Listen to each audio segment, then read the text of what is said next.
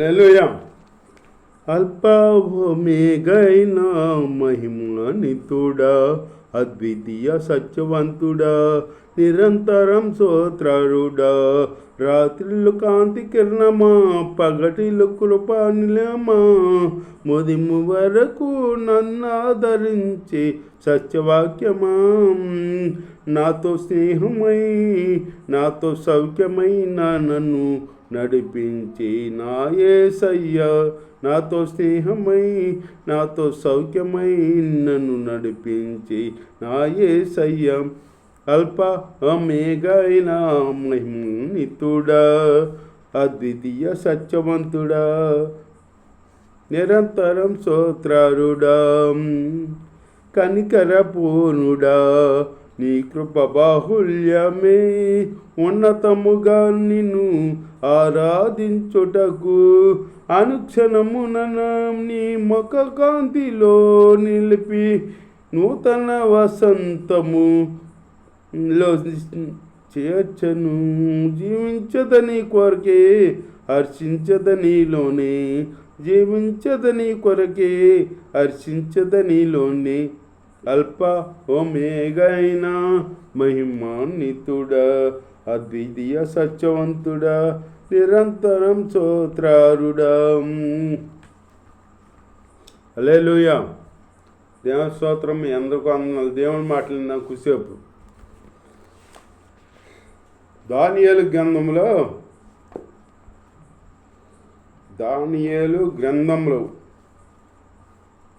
5వ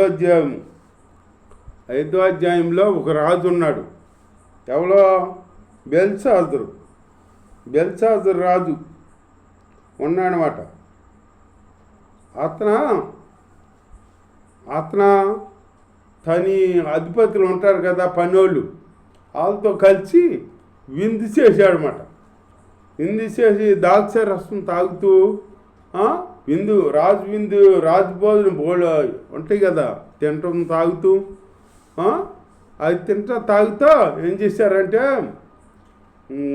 మళ్ళీ అది తాగి యెరూషలేములో నుంచి వాళ్ళ తండ్రి కాలంలో ఆయన నెబుకద్నెజరు ఆయన తండ్రి కాలంలో యెరూషలేములోని ఉన్న మందిరములో ఉన్న పాత్రలు పట్టుకొచ్చారన్నమాట.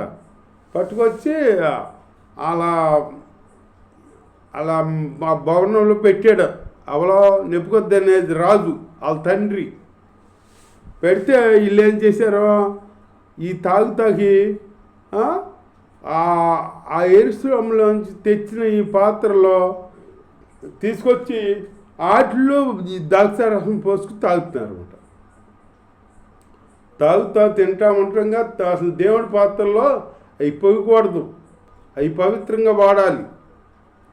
కాబట్టి ఈ నెబుకద్నెజరు అక్కడ తెచ్చాడు కదా, అప్పుడు యెరూషలేము మందిరం నుంచి ఎప్పుడో తెచ్చేసాడు ఆయన అధికారంలో. ఈ కొడుకు ఏం చేశాడు, ఈ తాగుతాకి ఏమి లేవని ఆ పాత్రలు తీసుకొచ్చి అందుట్లో ద్రాక్షారసం పోసుకుని తాగుతా తింటున్నారన్నమాట. అట్ట మత్తులో ఉండగా ఒక వేలు వచ్చి రాసిందంట, ఒక చెయ్యి వచ్చి గోడ మీద అలా రాసిందంట. రాసేటప్పటికి ఆ రాత చూశాడు ఇతను బెల్షాజరు, చూశాడు, అంతే గుండె జారిపోయింది. దేవుడి స్తోత్రం. గుండె జారిపోయింది. ఆ రాతగా అర్థం ఎవరన్నా చెబుతారా అని అందరూ పిలిపించాడు. ఎవరిని బోధకొజ్జల్ని ఏంటి మంత్రాలు వేసేసి వాళ్ళని తంత్రాలు అన్నీ చేస్తారు కదా, వాళ్ళని పిలిపిస్తే ఈ ఎవరన్నా చెప్పగలిగితే మీకు 3వ రాజ్యంలో మీరు నాతో బలంగా రాజ్యం చేస్తారని ఏదో ప్రకటించాడు. కానీ ఎవరు చెప్పగలరు? ఎవరో చెప్పలా. దానికి అర్థం చెప్పకపోతే ఈ రాజు ఈ మనోవేదన చేత కుంగిపోతున్నాడు. ఏంటి దీని ఏళ్ళు రాసింది గోడ మీద, దీని అర్థం ఏంటి? ఈ అర్థం ఎవరు చెప్పలేకపోతున్నారు, దీని అర్థం ఏంటి అని కూలి పోతుంటే మర్యాద పడుతుంటే అప్పుడు ఒక ఆవిడ వచ్చింది మాట. వచ్చి, రాజా నువ్వు మర్యాద పడమాక, నువ్వు దిగులు పడమాక, ఒక ఆయన ఉన్నాడు, ఆయన పరిశుద్ధ దూతల పరిశుద్ధ దేవతల జ్ఞానం కలిగినవాడు అంటుంది దావీదు. ఇక్కడ నీ రాజ్యంలో ఒక మనిషి ఉన్నాడు, అతడు పరిశుద్ధ దేవతల ఆత్మ కలిగినవాడు, పరిశుద్ధ దేవతల ఆత్మ కలిగినవాడు అని చెబుతుందన్నమాట. పరిశుద్ధ దూతల ఆత్మ కలిగినవాడు. మరి నువ్వే మందిరానికి వెళ్తావు, నువ్వే ఆత్మ కలిగి ఉన్నావు? నువ్వు దేవుడు ఆత్మ కలిగి ఉన్నావా, లేకపోతే దెయ్యాల ఆత్మ కలిగి ఉన్నావా? ఈ పరిశుద్ధ ఆత్మ గలవాడు, దేవతల ఆత్మ గలవాడు నీ తండ్రి కాలంలో అతడు దైవజ్ఞానము వంటి జ్ఞానమును బుద్ధియు తెలివియు గలవాడై ఉండి, తండ్రి కాలంలో తెలివియు జ్ఞానము బుద్ధి కలిగి ఎవరు చెప్పలేరు. ఆ తండ్రి కాడ కళ వచ్చిందన్నమాట. అది చెప్పలేకపోయారు ఎవరు. అది దానియేలే చెప్పాడు. దానియేలు చెప్తే దానియేలుని అక్కడ 3వ స్థానంలో రాజుగా ఉంచాడనమాట. 3వ స్థానంలో ఉంచాడు. ఆ దానియేలుని పిలిపించారన్నమాట. ఆయన ఉన్నాడు, ఆయన పరిశుద్ధ దేవతల ఆత్మ కలిగినవాడు, నువ్వేమో దిగులు పడమాక, మర్యాద పడమాక, రాజా అతను పిలిపిద్దాము, అతను చెబుతాడు అని చెప్పింది మాట ఆవిడ. చెబితే అప్పుడు అతన్ని పిలిపించారు, దానియేలుని పిలిపించారన్నమాట. పిలిపించి, ఏంటి రాజా అంటేను ఇట్లా పని, మేము ఇట్లాగా తాగుతుంటే ఇట్లా వేలొచ్చి రాసింది గోడ మీద, మరి దాని అర్థం ఏంటో ఎవరు చెప్పలేకపోతున్నారు, మరి నువ్వు చెబుతావని నేను తెలుసుకున్నాను.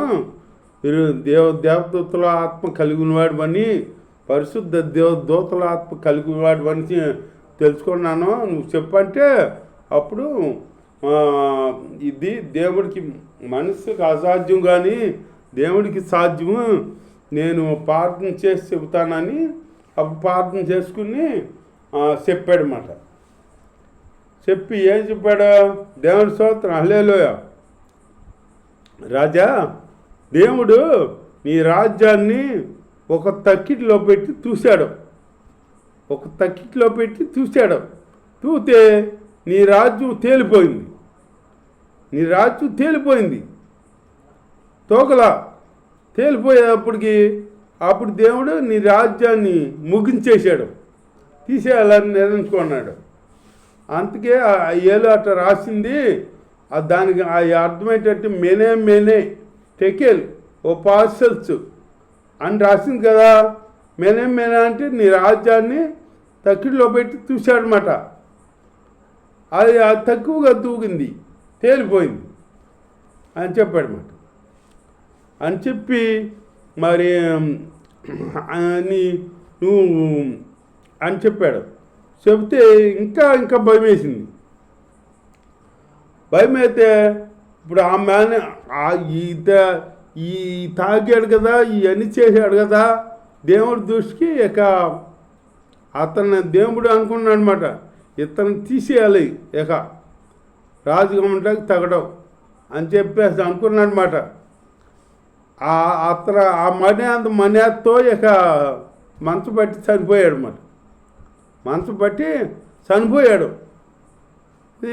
ఈ ఎవరు చెప్పలేదు, ఇట్లా వచ్చింది నా రాజ్యాన్ని దేవుడు చూశాడంట, తక్కిళ్ళు పెట్టి నాకు తేలిపోయిందంట అని ఈ మర్యాద పట్టుకుని ఇక మనసు పట్టేసి అలాగే దిగులు చేత చనిపోయాడు అన్నమాట.